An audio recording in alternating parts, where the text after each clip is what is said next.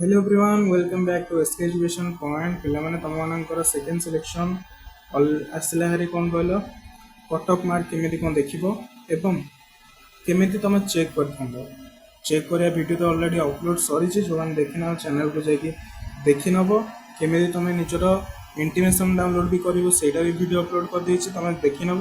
ଆଉ ଗୋଟେ କଥା କହି ରଖୁଛି ପିଲାମାନେ, ତମମାନଙ୍କର ଲାଇଭ୍ ଆମେ 1:30 ବେଳକୁ ଆସିବା, କାରଣ ତମର 2ଟା ବେଳକୁ ଆରମ୍ଭ ହୋଇଯିବ କ'ଣ ଷ୍ଟାଟସ୍ ଦେଖା।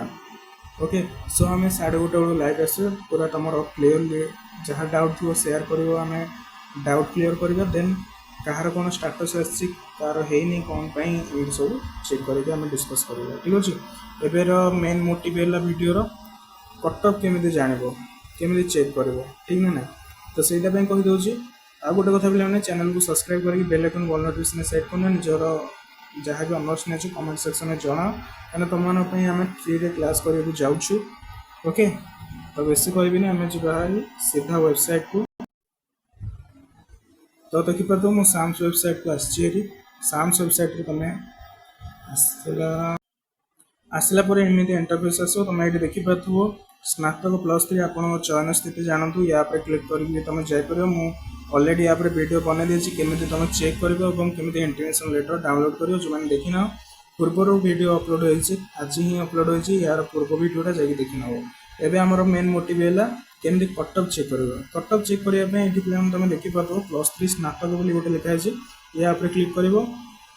ଦେନ୍ ଏମିତି ଇଣ୍ଟରଫେସ୍ ଆସିଯିବ। ଇଣ୍ଟରଫେସ୍ ଆସିଲା ପରେ ତୁମେ ଦେଖିପାରୁଥିବ, ଟିକେ ତଳକୁ ସ୍କ୍ରଲ୍ କରିବ। ଟିକେ ତଳକୁ ସ୍କ୍ରଲ୍ କଲା ପରେ ତୁମର ଏଇଠି ଦେଖିବ ଲେଖା କ'ଣ ଅଛି, ମହାବିଦ୍ୟାଳୟ ଗୁଡ଼ିକର କଟ୍ ଅଫ୍ ମାର୍କ।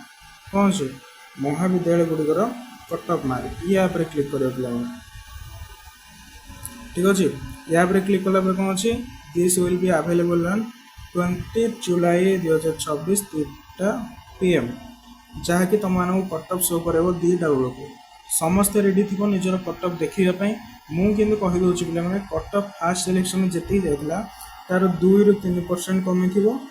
ମ୍ୟାକ୍ସିମମ୍ ଯାଇ 5% କମିଥିବ। ଯେଉଁଟା ସେମି ଗଭର୍ଣ୍ଣମେଣ୍ଟ କଲେଜ, ଛୋଟ ଛୋଟ କଲେଜ ରହିଛି, ସେଗୁଡ଼ା 5% ଲେଖା କମିଥାଇପାରେ। ହେଲା, ବଡ଼ ବଡ଼ କଲେଜ ଗୁଡ଼ା, ୟୁନିଭର୍ସିଟି ଗୁଡ଼ା, ସେଠି 2% ପାଖାପାଖି, 3% ପାଖାପାଖି କମିବ। ସେଥିପାଇଁ ଟେନସନ୍ ନେବାର କିଛି ନାହିଁ। ନିଜର ଯାହା ବି ଷ୍ଟାଟସ୍ ଆସିଛି ଚେକ୍ କରିକି ଆମକୁ ଜଣାଇବ ଲାଇଭ୍ରେ। ଯଦି କିଛି ଅସୁବିଧା ଥିବ ନିହାତି କମେଣ୍ଟ ସେକ୍ସନରେ ଜଣାଇବ। ଆଉ ଯାହାର ସିଲେକ୍ସନ୍ ହେଇନି ତାପରେ କ'ଣ କରିବ ମୁଁ ତାହା ବି ଜଣାଇବି ଲାଇଭ୍ରେ। ଓକେ, ସମସ୍ତେ ରେଡ଼ି ଥାଅ, ଚ୍ୟାନେଲକୁ ସବସ୍କ୍ରାଇବ୍ କରିକି ରଖ, ସେଇଠି ହିଁ ମୁଁ ତୁମକୁ ଜଣାଇବି। ରହିଲି।